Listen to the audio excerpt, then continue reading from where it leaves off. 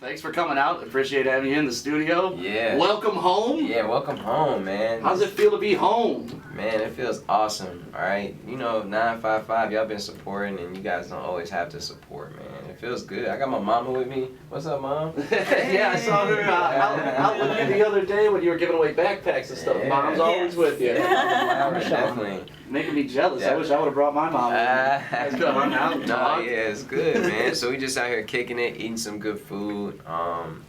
You know, doing all these different things. We had a Best Buy signing way out in the Best Buy I'd never even been to, out in Roseville. Yeah, it was like super far, but man, the people still came out. We doubled the line that we thought we were gonna have, and I still met everybody.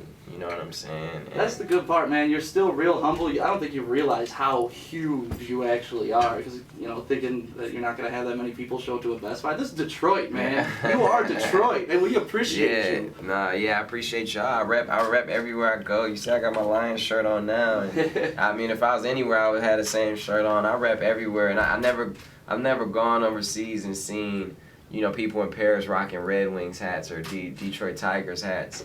You know, I never gone, as I go to Switzerland and people rocking these hats, and it's just crazy to see, you know, that impact. And, you know, that's how hard I rep for the city, though, and I'm going to keep repping and I'm going to keep going. And, you know, this album is real important for me, man. So I really need the city support on this for real, because they talk smack about Detroit, like we don't support each other, or, you know, all this. So I need y'all help, man. This Hall of Fame got to fly up the charts, man. So if you're going to get it, if you haven't got it yet, please go get it, man, so we can show them we here for the long run. Because if we don't support each other, they're not going to help put us out. And, you know, they won't put another Big Sean album out if y'all don't go buy it. So I need y'all to really come together, support this project, man.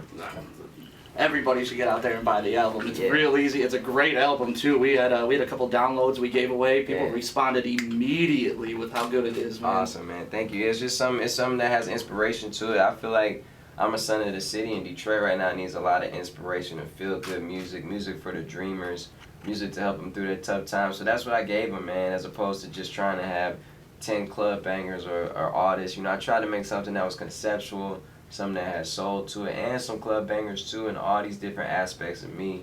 You know what I'm saying? Because I'm a dreamer, and I'm somebody who manifested a lot of my goals and still got a long, long way to go.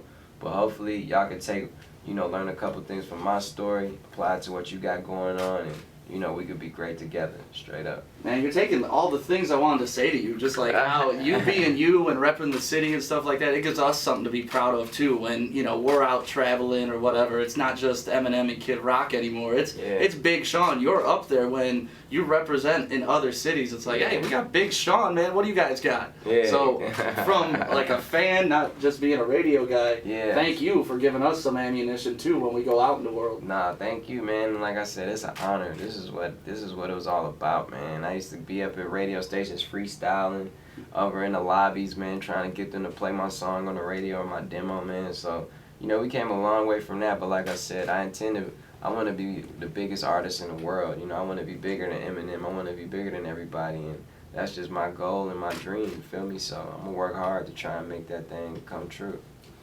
I've always wanted to ask you this question because I've heard the story, I've read the story, but I want to hear it from you, man. The first time you got introduced to Kanye and you were walking through the door, had, what, 15 seconds, 16 bars to get it in there, to get noticed. How did you do it? Man, well, I was always at that radio station every week anyway, doing a Friday Night Cypher, which was a show that, like, MCs would battle rap, and I used to hate battle rapping, but I did it just to, like, get on the radio to spit a verse over just, like, a regular beat. And we did that, and I would spend all week writing my verse, you know, to spit on the radio. And, you know, something I did every single week, man. I did that for a year straight, even when it was like 6 inches of snow outside. Even when my mom was like, you can't go, don't go, I'll still be down there. You know what I'm saying? She'd be Mom's mad. just like, yep. But I don't know why, but it's crazy how, you know, that moment, the reason I was able to get to the radio station and they let me in was because I did that show every week. And, you know, I rapped for Kanye as he was walking out the station. He was like, man, I don't have time, you know, whatever. And he was like, well, you got to rap while we're walking out. So I started rapping for him. You know, he was like, you got 16 bars, go. And man, you know, as soon as we got to the exit of the station, by the time we got to the exit, as we were walking out, he just stopped and was just feeling it. You know what I'm saying? Feeling the vibe, and he let me rap for like 10 minutes straight, man.